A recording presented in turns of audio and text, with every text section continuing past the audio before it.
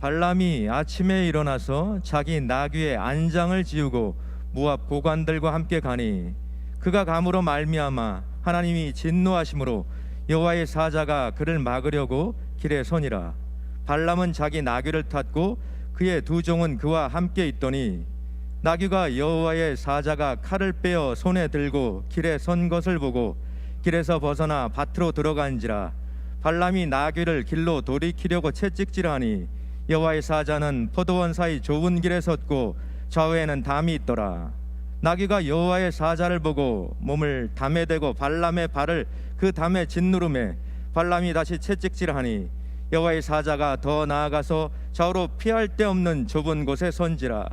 나귀가 여호와의 사자를 보고 발람 밑에 엎드리니 발람이 노하여 자기 지팡이로 나귀를 때리는지라. 여호와께서 나귀 입을 여시니 발람에게 이르되 내가 당신에게 무엇을 하였기에 나를 이같이 3번을 때리느냐. 발람이 나귀에게 말하되 내가 나를 거역하였기 때문이니 내 손에 칼이 있었다면 곧 너를 죽였으리라. 나귀가 발람에게 이르되 나는 당신이 오늘까지 당신의 일생 동안 탄 나귀가 아니냐. 내가 언제 당신에게 이같이 하는 버릇이 있었더냐. 그가 말하되 없었느니라. 그때 여호와께서 발람의 눈을 밝히시매 여호와의 사자가 손에 칼을 빼들고 길에 선 것을 그가 보고 머리를 숙이고 엎드리니. 아멘. 이 발람 선지자의 이름이에요. 그런데 아마 들어본 것 같은데도 얼마나 우리 많은 성도님들이 발람에 대해서 아시는지 모르겠습니다. 그래도 이 발람에 대한 스토리, 한 유명한 스토리가 있죠. 주일학교부터 어린 시절부터 교회를 다니셨다면 한 번 정도는 들어보았던 이야기. 이 발람이 나귀를 타고 가는데 하나님의 천사가 칼을 빼고 서 있는 것을 보면서요, 그 칼을 피하려고 나귀는 앞으로 나가지 않고 선지자는 그걸 모르고 나귀를 자꾸 때리니까 나귀가 입을 열어 사람의 말을 했다는 이 스토리는 아마 들어보신 분들이 많을 겁니다. 바로 오늘 우리가 본문으로 삼은 민수기 22장의 내용이 바로 그 스토리입니다. 이 스토리는 광야 행군을 마쳐가는 즈음에 이스라엘을 대적하려는 이방인들의 이야기입니다. 이솝의 그러한 사람이 지어낸 재미있는 스토리, 그런 것이 아니라 역사적인 사건입니다. 실제로 있었던 거예요. 또한 우리를 향해 중요한 영적 교훈을 주는 스토리입니다. 발람에게서 그래서 우리 자신의 모습을 한번 찾아볼 수 있기를 바라요. 그러면서 발람을 대하고 또한 이스라엘을 인도하신 그 하나님을 더욱 알아가는 은혜의 시간이 되기를 바랍니다. 발람이 왜 나귀를 타고 어디를 가게 되었는가? 그 내용이 민수기 22장 1절부터 사실 나옵니다. 그 배경을 잠시 생각해 보죠. 그 광야 행군을 거의 마치면서 이제 가나안 땅 입구까지 왔습니다. 여리고 맞은편에 모압 평지라고 하는 그곳에 이스라엘 백성이 와서 진을 쳤습니다. 거기까지 오기에는 두 번의 큰 전쟁을 치러야 됐어요. 하나는 아모리 왕 시온의 군대와의 전쟁이고 다른 하나는 바산 왕 옥의 군대와의 전쟁이었습니다. 하나님은 아모리와 바산 군대를 이스라엘 손에 붙여주셨어요. 그래서 대승을 거두었죠. 이렇게 승리하며 모압 평지에까지 온 이스라엘. 그런데 모압 평지는 모압 왕국의 한 부분이었어요. 당시에 모압 왕은 발락이라고 하는 왕이었어요. 발락은 이스라엘이 두려웠습니다. 아모리는 모압보다도 더욱 강한 나라인데도 이 아모리 군대를 이겼으니 이스라엘이 이 모압 군대를 제압하는 것은 문제없이 그렇게 할 수 있겠구나라는 그 생각에 큰 위협을 느낀 것입니다. 위기감을 느꼈죠. 그래서 발락은 어떻게 해야 되는가, 어떻게 하면 자기 나라를 지킬 수 있을까 생각 끝에 사신을 보내서 부올의 아들 발람을 데려와야 되겠다 마음에 정합니다. 발람은요, 이스라엘 사람이 아닙니다. 민수기 22장 5절에 보면은 그가 어느 지역 사람인지 나와 있는데 강가 부돌에 사는 사람이라 말해주고 있어요. 이 강가라는 것은 유브라데스 강입니다. 거기에 있는 부돌이라고 하는 그 도시의 사람이니 그 지역이 모압에서 얼마나 거리가 되는가 보니까 400마일 정도예요. 그 당시에 차가 있었습니까? 뭐가 있었습니까? 걸어서 아니면 말을 타고 사람이 왕래하는 그 시절 400마일, 이거는 결단코 짧은 거리가 아니죠. 그런데 그 부돌이라는 곳은 교통과 무역의 중심지였어요. 그래서 지리적 여건으로 말미암아 여러 우상 숭배자들, 점술가들이 자연히 모여드는 곳이었어요. 사람들이 거기 많이 왕래하고 모여 사니까요. 그러한 그곳에 이 발람이라는 사람이 최고의 명성을 떨치고 있었어요. 발람에 대한 소문이 퍼지고 있었는데 어떤 소문이었냐면 발람이 누구를 위해서 복을 빌면은 그들이 복을 받고 발람이 저주하면은 저주가 임한다는 것입니다. 발락이 그 소문을 알고 있었어요. 그래서 이 발람을 데려오고 싶었던 것입니다. 먼 거리지만 사신을 보냈습니다. 발람의 마음을 사로잡기 위해서 복채, 돈도 많이 가지고 가게 했습니다. 사신을 통해서 발락의 요구를 발람이 들었습니다. 발락에게 와서 이스라엘을 저주해달라고 했습니다. 발람의 저주와 함께 모압 군대가 이스라엘과 싸워 그들을 쳐서 이겨가지고 모압 평지에서 몰아내기를 원한다고 그렇게 말했습니다. 발람은 그들에게 대답했죠. 그런 결정은 여호와께서 내게 명하시는 대로 내가 할 수 있다. 그러니 여호와께서 뭐라고 하시는지 내가 먼저 듣기를 원한다. 그날 밤 하나님이 발람에게 말씀하셨어요. 12절에 보니까 하나님이 발람에게 이르시되 너는 그들과 함께 가지도 말고 그 백성을 저주하지도 말라. 그들은 복을 받은 자들이니라. 발람은요, 이 하나님의 뜻을 이해했습니다. 받아들였습니다. 그래서 하나님의 뜻을 사신들에게 전하고 자기는 못 간다고 이야기하면서 사신들을 돌려보냈습니다. 발람이 같이 오지 않은 것을 본 모압 왕 발락은 포기하지 않았어요. 다른 방도가 없었던 거예요. 이번에는 더욱 높은 고관들을 더 많이 보냈습니다. 아마도 그들의 손에는 더 많은 그러한 돈과 값진 것들을 아마 같이 보냈을 것이에요. 주저하지 말고 오라고, 원하는 대로 뭐든지 다 주겠다고, 그저 자기에게 와서 이스라엘을 저주해달라고 간청했습니다. 발람은 이미 하나님의 뜻을 받아 알고 있지만 그래도 하나님이 이번에는 어떤 말을 더해 주실지 알아보겠다고 했습니다. 무슨 말이에요?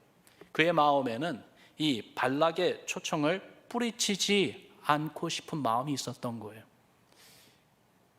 그 재물과 그리고 명예가 앞에 있는 거예요. 그 밤에 하나님은 발람에게 말씀을 다시 주셨습니다. 너를 부르러 온 사람들과 같이 가라. 그러나 내가 내게 이르는 말만 말하라. 그러면서 오늘 본문의 스토리가 이제 시작이 됩니다. 여러분, 오늘 본문 21절에 보니까 이렇게 시작하죠. 같이 읽어보죠. 시작. 발람이 아침에 일어나서 자기 나귀의 안장을 지우고 모압 고관들과 함께 가니, 여기서 보니까 발람이 모압 고관들과 함께 가니 그렇게 말하지 않고 발람이 아침에 일어나서 갔다, 그 말을 해줍니다. 그런데 아침에 일어나서 이 부분이 앞부분에 나옵니다. 발람 이름 바로 다음에 나옵니다. 무엇인가 우리에게 이야기를 해주고 있는 거예요.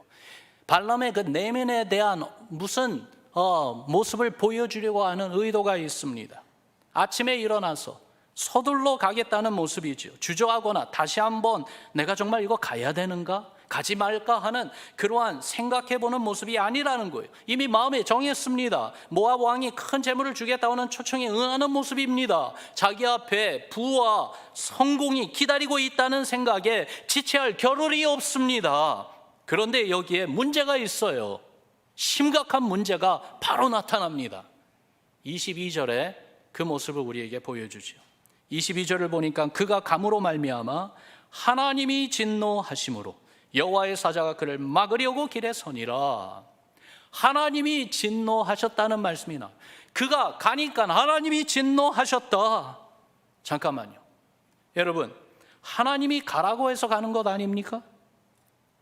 20절, 21절만 보면은 맞습니다. 하나님이 가라고 허락하셨지요. 가라고 명령하셔서 그가 가는 것 같습니다. 그런데 앞서 본 12절 말씀을 기억하며 이 내용을 보면은 그렇지 않습니다. 겉의 행동만이 아니라 마음의 의도를 살피고 아시는 하나님, 발람의 마음에 무엇이 더 깊어지는지 보고 계셨던 것입니다. 알고 계셨던 것이에요. 재물에 눈이 어두워 하나님의 뜻을 어기려고 하는 악한 마음을 보신 것입니다. 한 부자 청년의 이야기, 예수님 앞에 왔던 그 청년의 이야기를 여러분들 아시죠? 그가 영생을 얻고 싶었어요. 예수님을 따르고 싶었어요. 그러나 예수님을 따르기 위해서는 결정적인 한 가지 분명히 결단해야 되는 것이 있었습니다. 물질에 대한 그의 욕심, 이게 바르게 정리가 되어야지만이 됐었어요. 주님은 그 청년에게 그래서 이 한 가지를 요구하셨지요. 내가 가진 재물을 팔아 가난한 사람들에게 주고 그리고 너는 나를 따르라. 그렇게 청년을 초청하셨어요. 그가 원하는 영생을 얻는 길로 부르셨어요. 그런데 그 청년의 반응, 성경에 보니까 이렇게 이야기해 주고 있어요. 마태복음 19장에 그 청년이 재물이 많음으로 이 말씀을 듣고 근심하며 가니라. 예수님 따라간 게 아닙니다. 예수님 가시는 그 방향과는 정반대로 간 겁니다. 예수님을 버리고 떠나버린 것입니다. 하나님을 기쁘게 해드리고 싶었고 영생 얻고 싶었고 예수님 따르고 싶었던 이 선한 마음, 바른 마음이 한순간에 소멸되었습니다. 무엇 때문에요? 재물에 대한 이 욕심, 재물에 대한 이 집착심 때문에 그래요. 재물은 세상에서의 성공을 상징하는 것이라 해도 과언이 아니지요. 사람들은 그렇게 말합니다. 세상은 그렇게 말해요. 돈만 있으면 뭐든지 다 할 수 있다고요. 돈만 있으면 행복하지 않느냐고요. 그러나 실제로는 그렇지 않습니다. 돈이 아무리 많아도 할 수 없는 것들도 많습니다. 그리고 돈이 아무리 많다 할지라도 행복하지 않고 불행할 수 있습니다. 성공했다고 장담할 수 없습니다. 여러분, 하나님이 진노하심으로 우리가 알아야 됩니다. 하나님이 기뻐하시는 것인지 아니면 하나님이 진노하시는 것인지, 그리고 진노하신다면 왜 진노하시는지 알아야 합니다. 그러면 내가 가려는 길이 하나님이 정말로 기뻐하시는 길인지 아니면 진노하시는 길인지 생각해보는 지혜가 꼭 있기를 바랍니다. 여러분, 내가 무엇인가 할 수 있다고 해서 하나님이 기뻐하셔서 허락해 주신 것이라고 단정지어서는 안 돼요. 요나의 스토리가 그걸 우리에게 보여주잖아요. 하나님의 뜻을 어기고 하나님은 니느웨 성으로 가라고 했지만은 반대 다시스로 가려고 할 때에 요빠 항구에서 배를 타고 다시스로 가려고 하니까 마침 기다리고 있었다는 듯이 다시스로 가는 배가 그를 기다리고 있었어요. 배를 타려고 하니까 너무나도 쉽게 탈 수 있도록 길이 활짝 열렸어요. 어려움 없이 배에 승선할 수 있었지만 이게 다 하나님이 허락해 주신 것이었습니까? 아닙니다. 그 배를 타고 가다가 큰 폭풍을 만나 죽음의 위기를 당하지 않습니까? 하나님이 막으셔가지고 결국 다시스로 못 가고 바다에 던지움을 받지 않습니까? 내가 가고자 하는 길이 주께서 뜻하시고 기뻐하시는 길인지 확인해야지만이 됩니다. 그래서 기도해야 되는 거예요. 그래서 말씀을 찾아봐야 되는 거예요. 그래서 성령이 어떻게 나의 마음에 깨달음을 주시고 그리고 나의 환경을 주장하시며 나를 이끌어 주시는지 알려고 하고 분별해야 됩니다. 내가 주의 뜻에 믿음으로 순종하고 있는지 확인해 봐야 되는 겁니다. 그러면 주께서 기뻐하시는 참된 길, 진리의 길, 믿음의 길, 영생의 길을 가는 여러분과 저 우리 교회 되기를 주님의 이름으로 축원합니다. 여러분, 지금 가고 있는 길, 또한 앞으로 계획하신 그 길 살펴보시기 바랍니다. 발람은요, 하나님의 진노를 일으키는 그 길 방향으로 갔습니다. 재물의 욕심에 끌려갔습니다. 죽음의 길이고 멸망의 길이었습니다. 그런데 하나님은 발람에게 긍휼을 베풀어 주셨어요. 잘못된 길을 가고 있다는 분명한 사인을 주셨어요. 칼을 든 천사, 그 천사를 보내서 길을 막게 하셨어요. 그런데 그 현실 보게 해주셨건만 재물에 눈이 어두워져서 보지를 못하니까 하나님은 그가 탄 나귀로 죽음의 위험을 보게 하셨어요. 그래서 칼을 빼오던 천사를 본 나귀가 길에서 벗어나 밭으로 들어갑니다. 그러자 발람이 나귀를 채찍질하면서 다시 길로 나오게 만들지요. 조금 더 가다가 포도원 사이 좁은 길을 갈 때에 길 한가운데 칼든 천사가 또 나타났습니다. 좌우에는 담이 있었고요. 칼든 천사를 피하려고 나귀가 그 몸을 한쪽으로 틀면서 담에 대는 바람에 발람의 발이 그 담에 짓눌리게 돼서 아픔을 겪습니다. 이제는 답답하게 밭으로 들어간 것만이 아니라 몸이 아픈 그러한 경험까지 합니다. 그런데도 발람은 깨닫지를 못해요. 다시 채찍을 들어 나귀를 때렸습니다. 이번에는 천사가 좌우로 피할 수 없는 좁은 길, 그 길에 나타나서 길을 완전히 막아버렸습니다. 손에는 여전히 칼이 들려 있었고요. 나귀는 어느 쪽으로도 몸을 돌릴 수 없게 되자 그냥 그 자리에 머리를 숙이고 엎어져 누워버렸습니다. 앞으로 가려고 하질 않았어요. 발람이 화가 나서 이번에는 채찍이 아니라 지팡이를 들어서 나귀를 때립니다. 정말 불쌍한 나귀예요. 그렇죠? 짐승만도 못한 주인을 두었기 때문에 괴로움을 당하는 나귀 말입니다. 그때 하나님이 나귀의 이 입을 열어주셨어요. 내가 당신에게 뭘 했길래 이렇게 3번을 때립니까? 나귀가 말을 합니다. 사람이 알아듣는 말을 합니다. 그런데도요, 발람이 놀라지를 않아요. 지금 무슨 일이 일어나고 있는지 상황 파악을 전혀 못하고 있어요. 말 못하는 짐승이 말을 하는데도 하나님이 지금 개입하고 계신다는 그러한 느낌조차 없어요. 깨달음이 없어요. 영적으로 이렇게 무지한 그가 되었어요. 하나님의 계시를 듣고 하나님의 계시를 따라 그 길을 가는 것이라고 자부하는 발람이었지만 예사롭지 않은 정말 희한한 이상한 일이 일어나고 그걸 겪으면서도 영안이 완전히 닫혀져 버린 발람. 이러한 발람이 하는 말은요, 그저 자기 느낌만 이야기합니다. 생각하고 깨달은 이야기를 하는 것이 아니라 감정적인 이야기만 합니다. 네가 나를 거역했기 때문이니 내 손에 칼이 있었다면 곧 너를 죽였으리라. 여러분 참 아이러니하잖아요. 이거는 발람이 나귀에게 하는 말이 아니고 하나님이 지금 발람에게 하시는 말씀이에요. 하나님의 천사를 보내서 칼을 빼가지고 그를 죽이려고 서 계신 그 상황 아닙니까? 자기에게 임한 하나님의 진노와 심판을 모르고 자기 정의로 불쌍한 나귀를 판단하고 정죄하고 있습니다. 여러분, 우리는 이러면 안 됩니다. 발람을 태워주고 도와주는 나귀처럼 우리를 도와주고 섬겨주는 분들을 너무 쉽게 탓하며 정죄해서는 안 됩니다. 심지어 우리를 구하시려고 십자가 고난까지도 감당하신 우리 주님을 원망하고 탓하면 안 됩니다. 내 영적 안목이 닫혀있지 않은 건 아닌지 살펴야지만이 돼요. 겸손히 나 자신을 돌아봐야지만이 돼요. 왜 이런 일들이 일어나고 있는지 알려고 하고 찾아보아야지만이 됩니다.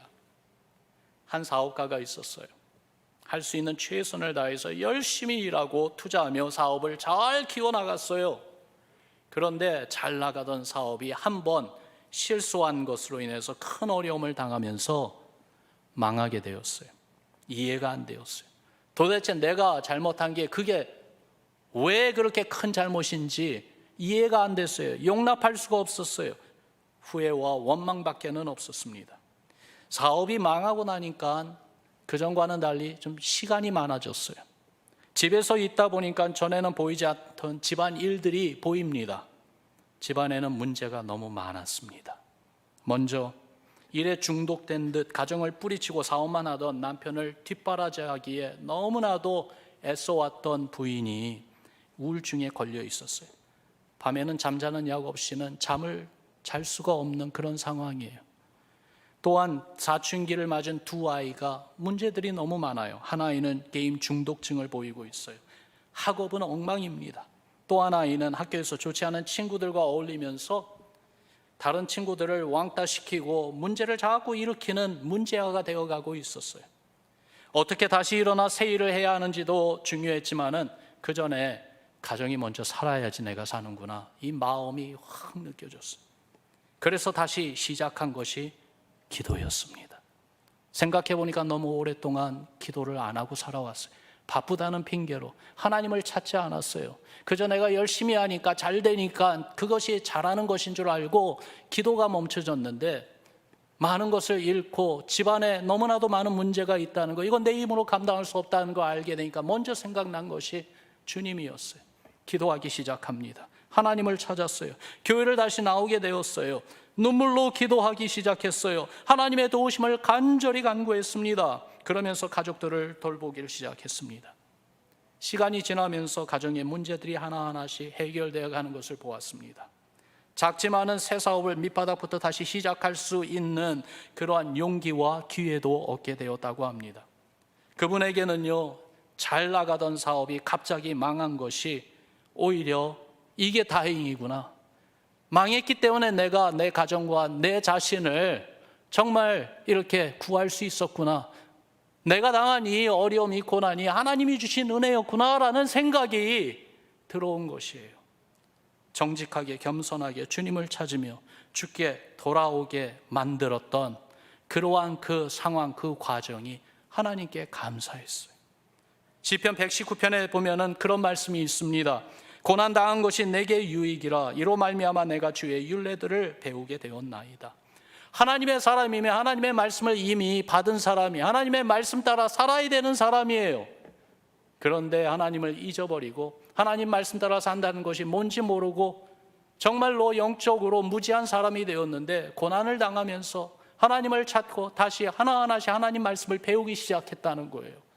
하나님의 말씀 따라 사는 것이 어떤 것인지 하나하나 배우게 되었다는 거예요. 그러고 보니까 고난이 정말 유익한 것이었구나.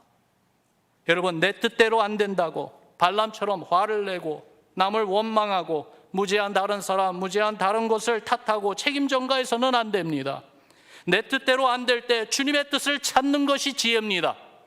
예수님이 보여주신 것처럼 내 뜻대로 마시고 아버지의 뜻대로 이루어 주소서 하는 이러한 믿음의 결단이 중요합니다. 사랑하는 성도 여러분, 정말 어떤 경우에도 나의 영안이 지금 열려 있는지, 내가 주님 앞에 바르게 서 있는지 돌아보면서 내 뜻이 아니라 주의 뜻으로 나를 인도하여 주소서 하는 간절한 소원과 믿음의 결단이 늘 있기를 주님의 이름으로 축원합니다. 얼마나 답답하게 굴었으면 나귀와 말하면서도 깨닫지 못하는 발람, 하나님께서 그의 눈을 뜨게 해주셨습니다. 눈을 떠서 보니까 그의 눈에 칼을 들고 선 천사가 보였어요. 무서운 광경이었어요. 나귀가 본 모습 그대로였지요. 사지가 흔들리면서요, 이제는 발람이 자기 힘으로 설 수가 없었어요. 머리를 숙이고 엎드렸습니다. 살려달라고 빌 수밖에 없었습니다. 그때 하나님의 음성이 그에게 들렸어요. 나귀가 만일 돌이켜 너를 피하게 하지 않았다면 내가 벌써 너를 죽이고 나귀는 살렸으리라. 여러분, 나귀가 발람을 구한 것이었습니다. 하나님의 진노와 심판에서 이 나귀가 구하해 준 것이었어요. 발람은 하나님께 용서를 구했죠. 회개했습니다. 내가 범죄하였나이다. 하나님이 기뻐하지 않으신다면은 내가 이 길을 가지 않고 집으로 돌아가겠습니다. 그럴 때 하나님은 발람에게 사명을 다시 주셨습니다. 발락의 사신들과 함께 가라고 하셨습니다. 그리고 어떤 경우에도 하나님이 주시는 말만 말하라고 하셨습니다. 민수기 23장 24장을 계속 읽어가 보면은 모압 왕 발락을 만난 발람이 어떤 일을 했는지 그 내용이 자세히 기록되어 있어요. 발락은요, 발람이 이스라엘을 저주하기를 원했어요. 그래서 최대한으로 발람을 접대하면서 이스라엘을 향한 저주하는 자리도 정말 근사하게 마련해 주었습니다. 자리를 마련하고 그리고 자기의 장관들과 그리고 모든 백성의 리더들을 모아놓고 이스라엘을 저주하는 그 소리를 같이 듣기를 원했죠.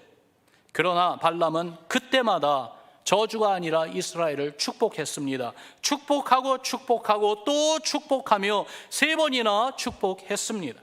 그러나 발람의 이야기는 끝까지 하나님의 도구로 사용받지 못한 비극으로 끝납니다.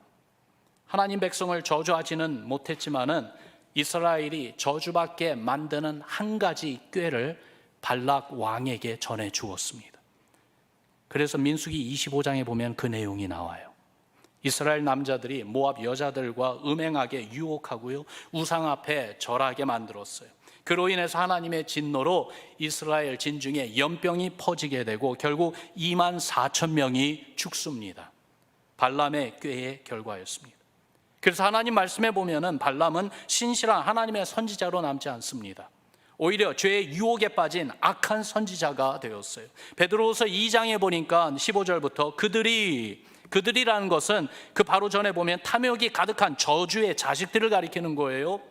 그들이 바른 길을 떠나 미혹되어 부올의 아들 발람의 길을 따르는도다. 그는 불의의 삭슬 사랑하다가 자기의 불법으로 말미암아 책망을 받되 말하지 못하는 나귀가 사람의 소리로 말하여 이 선지자의 미친 행동을 저지하였느니라. 여기 보니까요, 발람은 무엇의 대표가 됐다고요? 불의의 삭슬 사랑하다가 재물의 유혹에 빠져가지고 영적인 깨달음을 다 잊어버리고 오히려 하나님을 대적하는 그러한 악한 자의 길을 간 대표 인물이 된 것이죠. 계시록 2장 14절에 보니까 버가모 교회에 주신 말씀 가운데 발람을 거기에도 언급하십니다. 그러나 내게 두어 가지 책망할 것이 있나니 거기 내게 발람의 교훈을 지키는 자들이 있도다. 발람이 발락을 가르쳐 이스라엘 자손 앞에 걸림돌을 놓아 우상의 제물을 먹게 하였고 또 행음하게 하였느니라. 이렇게 발락에게 이스라엘 백성을 넘어지게 만들 계책을 가르쳐주고 떠난 발람, 물론 큰 재물을 상급으로 얻고 간 것이 분명합니다. 자기가 해줄 것 해주고 자기가 원했던 세상의 성공 받아가지고 간 것이지요. 그런데 민수기 31장 8절에 가서 보면은 얼마 지나지 않아 하나님의 명령으로 이스라엘의 군대가 미디안을 치는 전투를 벌이게 되는데 그 전투 가운데 발람도 이스라엘의 칼에 죽임을 당합니다. 결국 하나님의 칼, 심판의 칼에 죽임을 받는 발람이 된 것이에요. 여러분, 이걸 보면서 우리가 분명히 마음에 새겨야 되는 하나님의 경고가 있어요. 끝까지 잘해야 됩니다. 여러분 따라합시다. 끝까지. 꼭 기억하세요. 끝까지 잘해야 되는 거예요. 마음의 고삐를 꼭 붙잡고 끝까지 주의 도우심을 바라고 간구하며 믿음으로 살아야 됩니다. 방심과 타락은 순간입니다. 그리고 그 대가는 너무 무섭습니다. 물질에 대한 욕심이요, 명예에 대한 욕심이요, 늘 경계해야 되겠어요. 세상적인 성공에 대한 이 욕망이요, 항상 조심해야 되겠어요. 바울이 감옥에서 쓴 옥중서신, 세상적으로 볼 때는요 좋은 거 하나도 없어요. 오히려 다 실패한 것이고 부끄러운 그러한 모습이건만, 그런데 그 감옥에서 에베소 교회를 향하여 성도들에게 쓴 편지를 보면은 이런 기도가 거기에 나옵니다. 에베소서 1장 17절부터 19절 말씀 우리 같이 읽어보죠. 시작. 우리 주 예수 그리스도의 하나님 영광의 아버지께서 지혜와 계시의 영을 너희에게 주사 하나님을 알게 하시고 너희 마음의 눈을 밝히사 그의 부르심의 소망이 무엇이며 성도 안에서 그 기업의 영광의 풍성함이 무엇이며 그의 힘의 위력으로 역사하심을 따라 믿는 우리에게 베푸신 능력의 지극히 크심이 어떠한 것을 너희로 알게 하시기를 구하노라. 아멘. 너희 마음의 눈을 밝히사. 정말 에베소 교회 성도들, 아니 우리 모두를 위한 하나님의 마음이고 하나님의 뜻이에요. 우리의 마음의 눈이 밝아져서 보아야 할 것을 꼭 볼 수 있게 되기를 원한다. 그렇게 바울은 성도들을 위하여 기도하는데요, 무엇을 보기를 원하는가? 세 가지를 언급했습니다. 첫 번째는 부르심의 소망이에요. 우리에게 주신 이 부르심의 소망이요, 구원으로 부르셨습니다. 영생으로 부르셨습니다. 하나님의 자녀로 부르셨습니다. 엄청난 부르심입니다. 더욱이 나아가 우리에게 주시는 기업의 영광의 풍성함입니다. 하나님이 준비하신 상급이 엄청나게 있어요. 세 번째는요, 우리에게 베푸시는 능력이 얼마나 크신 걸 보기를 원하신다는 거예요. 하나님의 능력이 우리와 함께 하세요. 성령이 너에게 임하시면 권능을 받고 성령의 권능이 우리에게 있어요. 하늘과 땅에 있는 모든 권세를 가지신 예수님이 우리와 함께 하시기에 주님의 교회에 주 예수 그리스도의 이름을 부르는 믿음의 성도들의 삶에 이 예수님의 권세가 함께 있는 거예요. 이 권능이 나타납니다. 우리에게 베푸신 이 능력의 이 크심, 그리고 또한 하나님이 준비하신 엄청난 기업의 이 풍성함, 또한 우리를 어떤 자리로 부르셨는지 그 calling, 그 부르심, 이런 것을 정말로 우리가 보고 안다면은 세상에 재물, 명예, 어떤 유혹과 시험이 있어도 주님이 우리에게 주시는 신령한 복이 한없이 더욱더 크고 좋은 것을 알기에 끝까지 믿음으로 승리할 것입니다. 여러분, 오늘 우리 마음에 그래서 이런 소원과 기도가 있기를 바랍니다. 여러분 따라합시다. 주여, 나의 영의 눈이 밝아지게 해주소서.